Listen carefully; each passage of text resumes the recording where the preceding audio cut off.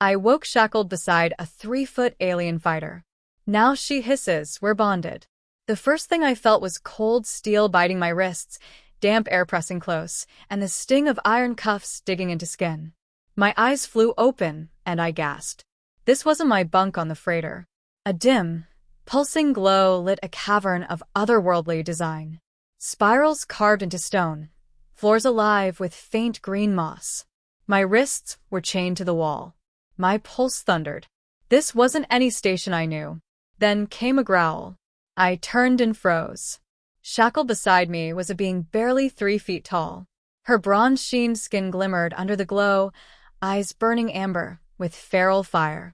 Every muscle of her compact frame radiated danger. Her scorched scraps of armor clung to her body, a curved blade still at her hip despite her restraints. When her gaze met mine, she wasn't surprised. She was furious. You woke, she hissed in a thick accent. Good. The bond is complete. My mouth went dry. Bond? What bond? She yanked her chains, snarling. Fools. You humans never listen. You bleed near me. They chain us together. Now the oath is sealed. We fight as one, or we die as one. Fragments of memory flickered back. The ambush, my freighter intercepted. A struggle. Blood from my arm, then darkness. Now this alien claimed we were bound.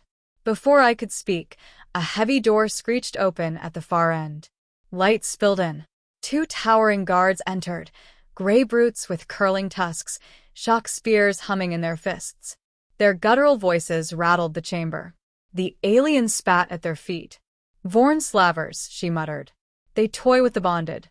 Make us fight. Make us kill. One barked and slammed his spear on the ground. Our wall chains released with a clang. The alien sprang up like a coiled spring, eyes like knives. You stand. You fight. You do not shame me. I'm not a fighter, I stammered. Then learn fast. The guard shoved us into a torchlit corridor carved from stone, murals of alien battles flickering blue along the walls. My stomach knotted. This wasn't just a prison. It was an arena. We emerged into a vast chamber packed with slavers cheering from balconies. At the center yawned a pit lined with jagged rock. Weapons littered the sand, swords, spears, crude blasters. Without hesitation, the alien strode into the pit, dragging me by the wrist chain. Name's Karel, she snapped without looking back. Remember it, human. We fight as one. I barely snatched up a short blade before a gate thundered open. Out lumbered a reptilian horror, 6 legs, armored hide, venom dripping from its jaws. The crowd roared. Panic surged, but Karel darted forward, yanking me with her. Her curved blade sparked against the beast's flank. It roared and lunged. I stumbled, raising my blade just in time to deflect snapping jaws. The impact rattled my bones. Karel screamed something in her tongue and vaulted off my shoulder, landing on the beast's back, stabbing with feral precision. The chain nearly tore my arm from its socket. I realized we couldn't fight separately. Every move had to sync. If I froze, she'd die. If she faltered, I'd fall. Something inside me shifted. I steadied my breath and tightened my grip. The beast's tail whipped toward me. This time I ducked low, dragging Karel with me as she hacked another chunk from its armor. For the first time her eyes flicked toward me, not fury, but recognition. Good, she growled. Again. We moved as one after that. She struck high, I cut low.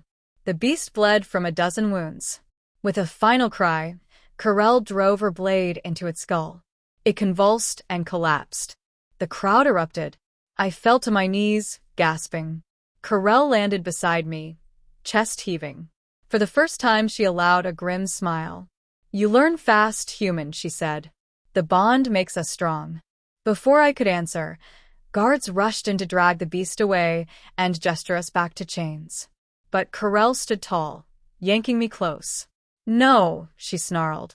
We are bonded. You cannot separate us. You cannot control us. The crowd murmured. A guard swung his spear, but Karel ripped it from his hands with terrifying speed. With the chain between us, I had no choice but to move with her. Together we spun, striking the second guard down. Chaos erupted. "We are not slaves," Carell's voice rang. "We are warriors." Adrenaline burned through me.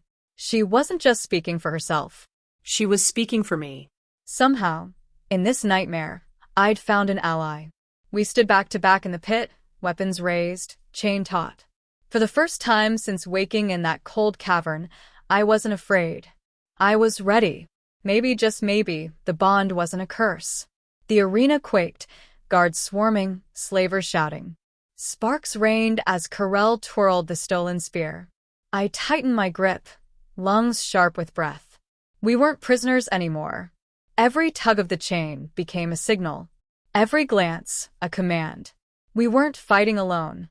Carell leapt, dragging me into a spin that cracked the spear across a guard's jaw. I drove my blade into another's thigh. The crowd's cheers began to change, some chanting, others pounding their fists. The spectacle had become something else. Carell grinned through bloodied lips. "See, human? Together we are storm."